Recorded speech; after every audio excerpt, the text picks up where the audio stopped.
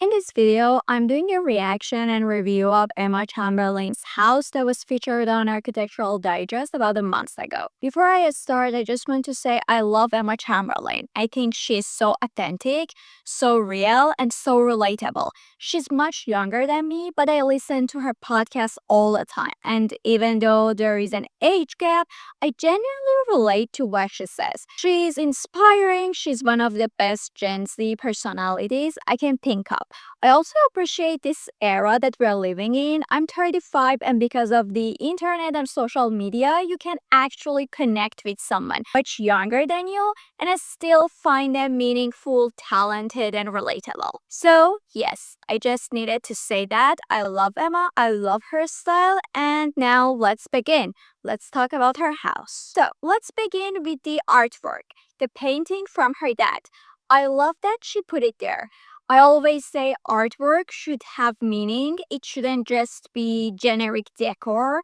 And I love that she chose something personal and placed it so intentionally. Now the table. It's amazing. I've honestly never seen something like that before. But you know me, I'm always thinking about cleaning. I mean, how are you going to clean that table? It looks beautiful, but practically, it's going to be hard.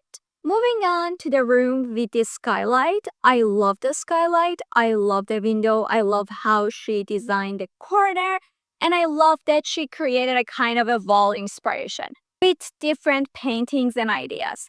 That part feels very her. But when she said my friend and I sit here and read books, I don't fully buy it.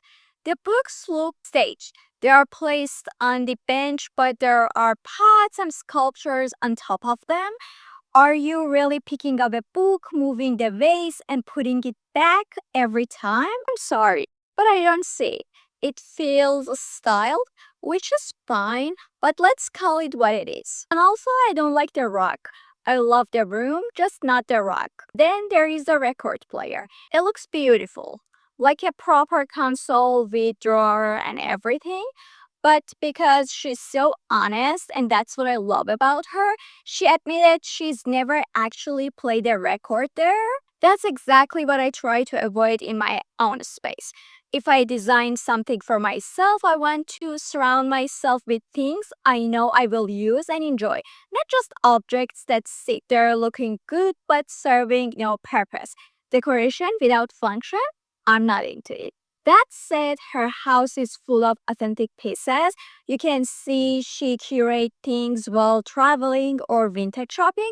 It's very intentional. I love that about it. Now the formal dining room. I love the table and chairs, so beautiful, so unique. I don't like the chandelier though. I know it's not common, and I know she said she's not passionate about chandeliers, but when she saw this one, she felt like it was the one.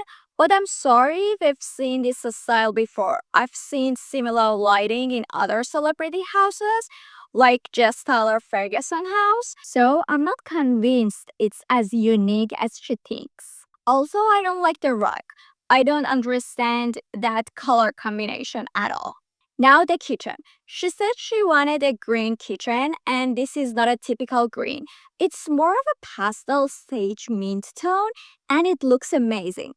I love it. The combination with the marble works perfectly. It feels authentic and balanced. Good job. Moving on, the party bathroom. I love it too. It's earthy, textural, layered. It's something you don't usually see, but it still feels cohesive. She called it Flintstone bathroom, and honestly, that sink does give Flintstones energy in a good way. And if you notice, even the towel has texture. Everything is layered but still harmonious. I love that kind of detailing. Now, her dressing room. She puts her high heels on top of the shelves because she rarely uses them, as she put it, and she has that step stool to reach things. I love that.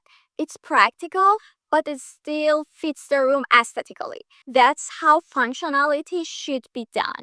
With the mirror, I have an issue. On her podcast, she talks a lot about timeless versus trendy pieces. That mirror is not timeless. It's trendy. It has its moment. I feel like that moment is already over. I didn't expect that mirror in her house. Now, the chill living room. I'm just going to say it. I have a whole other video about this. I do not like the Mario Bellini sofa. Again, not timeless, trendy, already over. It doesn't make me feel good. It almost triggers something uncomfortable in me. I don't expect that piece in her house. Moving on to the bedroom. I love the color palette. Here I actually like the rug. I love the blanket. It feels nostalgic to me. I don't know why. It's not something you see everywhere. I don't like the bed itself, the full headboard situation.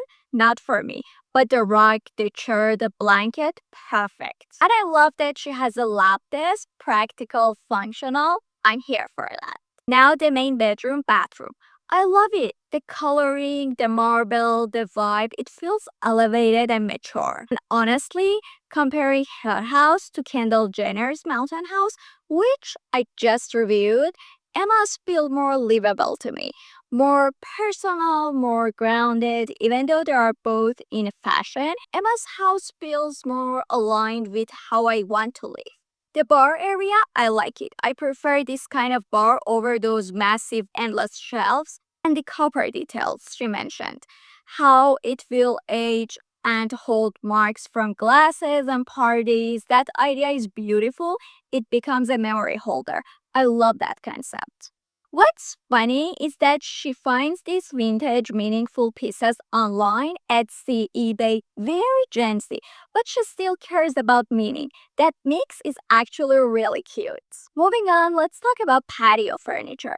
She said she didn't want typical patio furniture, but honestly, it feels pretty typical. It looks like something you'd see next door.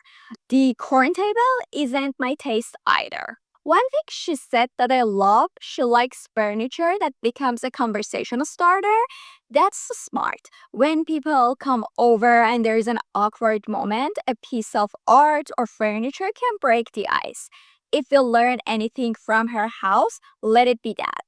Now, the pool bathroom, she said it felt haunted before renovation, and I get it. The ceiling is very high for a bathroom, which feels unusual. The blue-gray tile didn't help either. It felt cold and a bit scary. And that ocean-themed sitting room near it, I don't really get the ocean from it. It might be the least interesting room for me.